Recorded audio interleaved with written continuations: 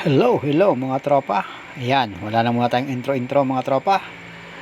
Ngayong araw mga tropa ay ako muna ay magtatabas. Ito mga tropa. At nilaladlad ko na ang tela sa kanyang pagkakarulyo mga tropa upang tabasin. Ang tela nga pala natin dyan mga tropa ay Polydeck. Yan mga tropa, plain white lang siya. Yan mga tropa, pagkatapos natin mailadlad sa pagkakarulyo ang tela, ngayon naman ay lalatag ko na siya sa ating tabasan. Yan mga tropa, kailangan ay pantay ang ating paglalatag ng tela para sa pagpapatong natin ng papel sa pagtatabas. Ay ganyan lang akong magtabas mga tropa. Pinapatong ko lang papel. Ganyan pa nga pala ang ating tabasin mga tropa. Yan, pagkatapos ko ng tabasin ay dalagay ko na siya sa lamesa na kasama ang kanyang papel. Ito nga pala mga tropa ang design ng aking headrest ngayon.